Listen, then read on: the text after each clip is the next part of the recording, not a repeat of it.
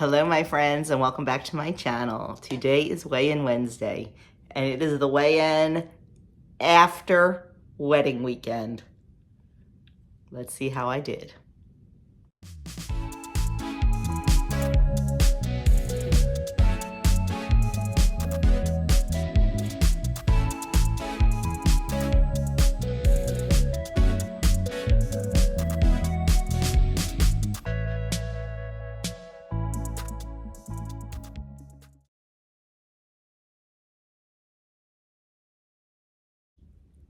Yep, you read that correctly.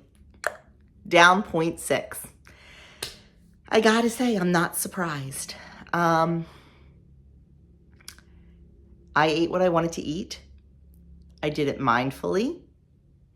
Let's see. So I weighed in last Wednesday and then we left on Thursday. We went to Cracker Barrel for dinner on the way up to the wedding.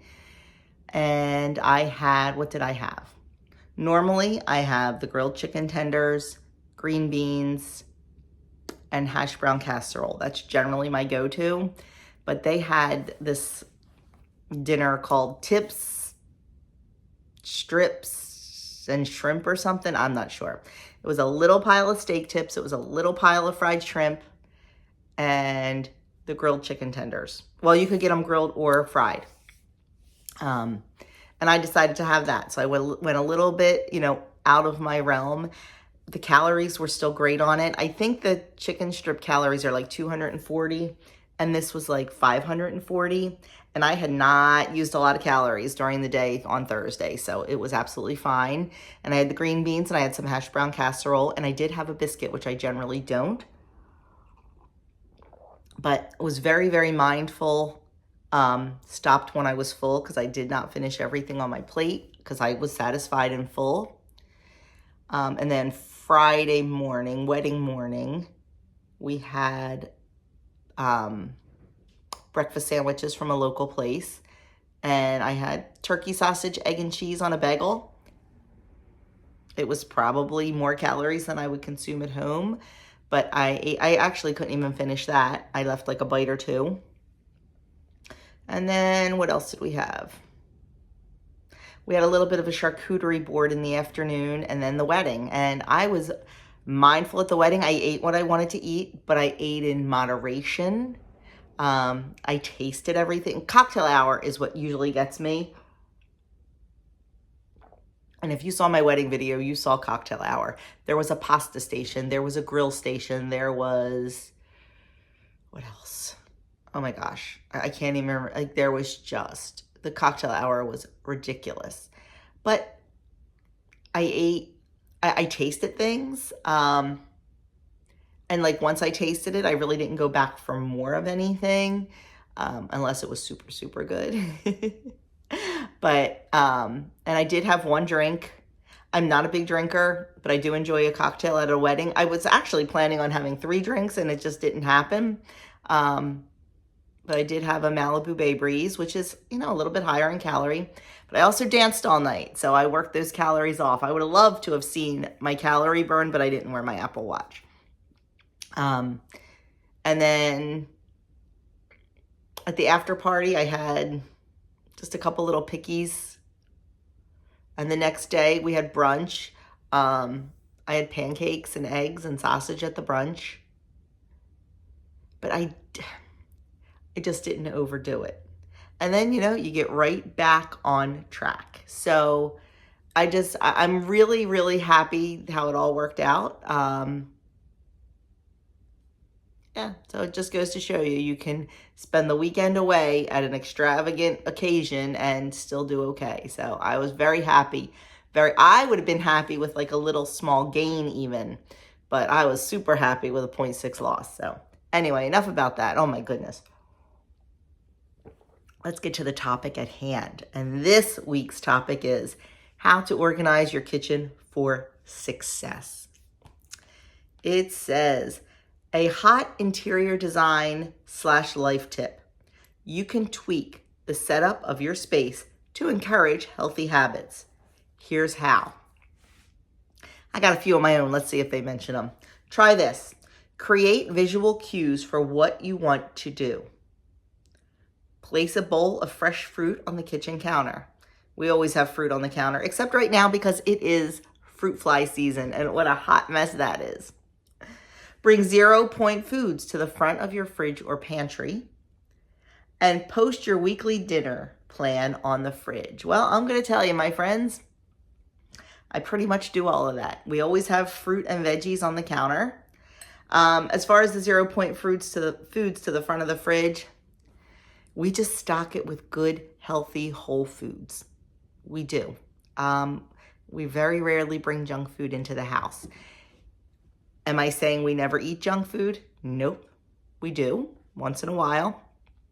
I like to have my junk food while I'm out, because that way we have it, it's gone, and I don't have to bring it in the house and then say no to it every time I open the fridge or the pantry, because you know what is going to happen? Eventually it's going to break me down, and I'm not going to keep saying no to it. It's easier to say no when it's in the store and not bring it home than it is to bring it home and say no over and over. That's why when we go out, sometimes I will have a little bit of a more extravagant dinner, or, have something I normally wouldn't have. And then, on special nights like poker night, we'll have a little bit of junk food once in a while. You can't make it a habit. So stock it with healthy foods, healthy, good, whole foods. Then it says post your weekly dinner plan on the fridge. Oh, I have my meal plan up on my command center board constantly. That's where it lives. Do we always follow it perfectly? Nope, because life gets in the way, my friends. It does. But let me tell you, as long as you have a plan, and as long as you have the things in the house to make all the food and stuff like that, it's okay if you mix it up a little bit. You'll still do fine. But having that up there just kind of reminds you, like, this is what we're doing today. We're not calling for pizza. We're not calling for cheesesteaks. We're having this healthy meal that I planned and that I have the ingredients for. So then it says to help out future you. Store your meal prep tools where they're easy to access. I don't meal prep, so that one for me.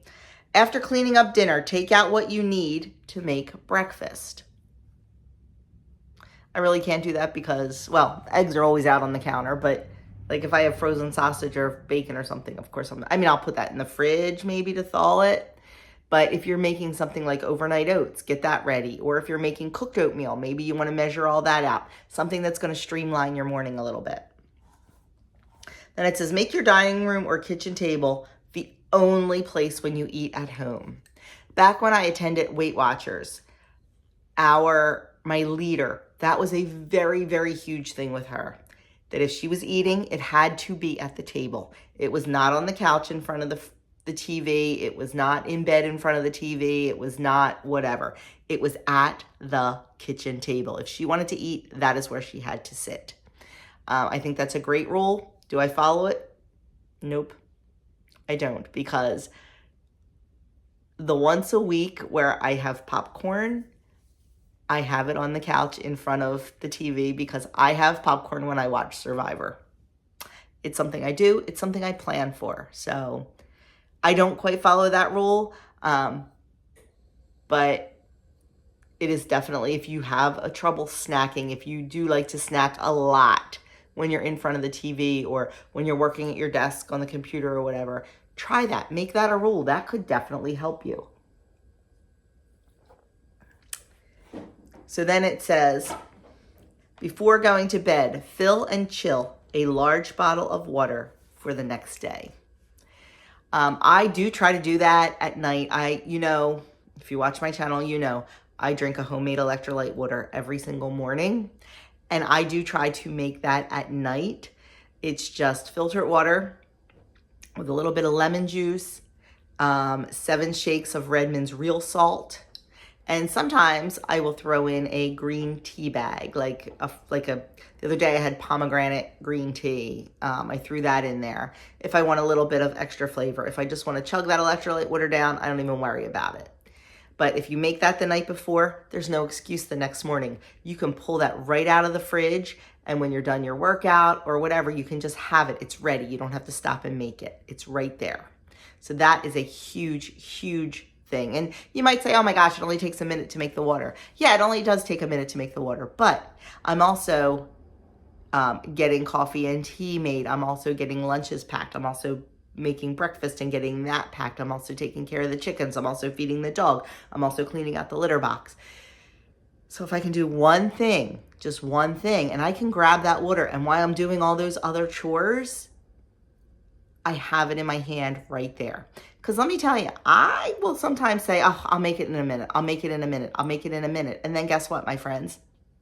I don't make it. And here it is 10 o'clock and I haven't had my electrolyte water. And for me, it's super important to have that in the morning because I think the benefits are amazing.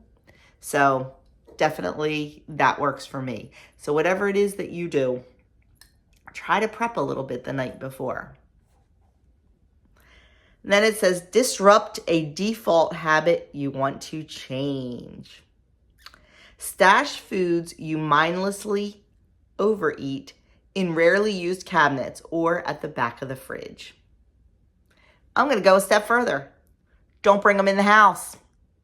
Like I said, a wise subscriber once told me, if you're in the store, you only have to say no one time.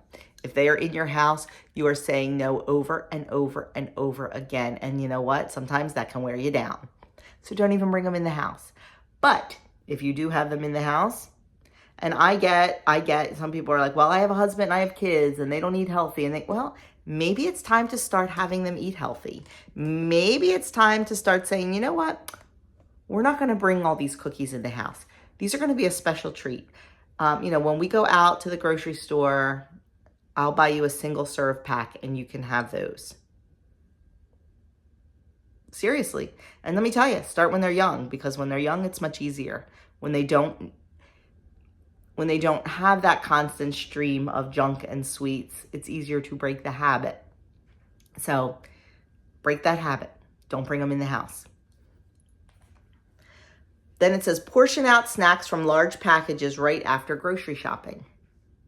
Definitely something to do. Or buy individual bags. I am not a snacker. I do not eat, if I'm going to snack, it's usually going to be on fruit or cheese or something like that. I don't buy chips or pretzels, or we always have pretzels in the house because Doug loves his pretzels and the babies love pretzels. And I figure that's a whole lot better than some stuff I could give them. And sometimes you just need that bribe. But I don't buy, we're really careful about the ingredients in our food. And most of those, like the Pirate's Booty and the veggie straws and all those snacks that people, the low point snacks that people love. And hey, if you love them, that's great. But most of those have ingredients in them that we don't like to eat, mostly seed oils. And they're just way too inflammatory for us. Since cutting out seed oils, it's been a game changer. So luckily for me, I don't have to worry too much about that. But something I do have to worry about, my friends, nuts. Yes, my friends, nuts. So I will, and you know what? It's easy to say, buy the big thing and separate them out. And I do that sometimes when I'm feeling really strong, I can do that. But when I'm not feeling super strong, I just spend a little bit of extra money and I get them in single serve pouches. Now, I know it's a mind game. I know I can make my own single serve pouches. But number one, I'm too generous with myself. Oh, look, 1 ounce. It's a little over. It's okay. I'm generous. What can I say? And if I have the little zippy bags or little containers, I don't know. To me, it's not a big deal to open a second one. But if it's a hermetically sealed bag from the manufacturer, I won't open a second one. I know, it's crazy. I know, I have issues. I know. But it's what works for me. And then we all have to do what works for us in the long run, because what works for me doesn't work for Judy down the street. What works for Judy down the street doesn't work for Susie the next block over. We all have to find what works for us. And on this channel, I just tell you what works for me. And you know what? You tell me what works for you, and I learn stuff from you. So it's all good. But buy the single serve bags. Spend a little bit of extra money if you can, because you're worth it. And I just really do think you do better. And then, oh, wait a minute. I already talked about making your dining, I must have skipped around. Making your dining room table the only place you eat. Yes. Like I said, I don't do that one. Because on Wednesday nights during Survivor season, I have my popcorn on the couch. But pretty much every other meal is at the table. And like I said, I'm not a big snacker. I will, sometimes if I know it's going to be a snacky day for me, I will put a plate of veggies and dip out on the counter, or a plate of fruit out on the counter. So yes, I'm walking around and grazing on that, but I'm okay with that. So it says, let's dive a little deeper. Have you ever walked past the kitchen and saw, say, cookies or candy or anything really on the counter and just popped one in your mouth? Yes. It's normal. The see it, eat it urge is real. And it's not just visual cues. Research shows our overall environment can play a big role in what we eat and what we do. Luckily, you can harness its power by making healthy choices available and visible and easy, while also creating a kitchen that's less conducive to behaviors you want to change, like mindless snacking. And remember, food is only one part of your environment. Try keeping go-to recipes or a cookbook, grocery list, and a pencil on the counter to encourage meal planning, or leave your favorite water bottle out to remind you to sip. Start by thinking about what you want to do or eat more or less of, then organize your kitchen to support those goals and keep you on track for your bigger goals. Outside influences are huge. They're huge. And it doesn't necessarily have to be what you see. It can be what you hear, what you smell. Definitely. I know last night, when I was waiting for Doug to get home from school, Philly's game was over. I popped on. I like to watch a lot of the baking shows, and I was watching the Halloween Baking Championship, I think it's called, and they were making donuts. My friends, I gotta tell you, I really sincerely felt like my mouth was watering, like I was salivating. Watching them make these donuts, I wanted a donut so bad. Now, it was 9 o'clock at night. In no world am I eating a donut at 9 o'clock at night. It's just not what I do. But oh my gosh, I honestly think if there was a donut in this house, it would have been in my mouth, because power of suggestion. Luckily, I kept telling myself, Joni, number one, you don't have donuts. And then, of course, you know, the angel on this shoulder, Joni, you don't have any donuts. Then the devil on this shoulder, Joni, you can make donuts in like a half an hour. Then the angel on this shoulder, Joni, weigh-ins tomorrow morning. Do you really want to eat a donut at 9:30 at night? And the devil's like, one donut won't matter. Let me tell you, it was a struggle. It was. I wanted a donut. But then I thought to myself, do you really want a donut? Or is it just that power of suggestion? Friends, it was the power of suggestion. I did not really want a donut. And I really didn't have the energy to get up and make donuts. I didn't want anything. We had a delicious dinner of Salisbury steak and mashed potatoes and green beans and sourdough bread, and I was full. I was full and I was satisfied. But the power of suggestion is real. So if you have all that junk food in the house, it's going to be easier for you when that draw hits. It's going to be easier for you to go off plan. So try your best not to keep it in the house. Okay, 3 fast facts. The easier a choice is, the more likely you are to make it. The distance between you and your food options influences what and how much you eat. I have been the last month on a true quest to eat mindfully, to not worry about finishing everything on my plate. Even if it's measured out and I know this portion is 240 calories and that's cool. Just because it's fit into my day, I don't have to finish it. If I am satisfied and satiated, I don't need to finish it. And I have been working so hard on that this past month, and it is truly paying off. Visibility, what you see, plays a role in at least 80% of your thoughts, perceptions, learning, and actions. I proved that last night, man. I wanted that donut. And it's all power suggestion. So a lot of us need to work on that. I know I do. I fought that demon last night, friends. I fought that demon last night. But I won. And you know what? Because I won, that's going to empower me more for the next time, because I'm going to remember that. I'm going to remember that win. And then I'm going to remember that despite the wedding weekend and all that, I was down on the scale today, probably because I didn't have that extra stuff last night. At least that's what I'm going to tell myself, because that will help me stay the course. So my friends, that is it. That is how we are going to prepare our kitchens for success.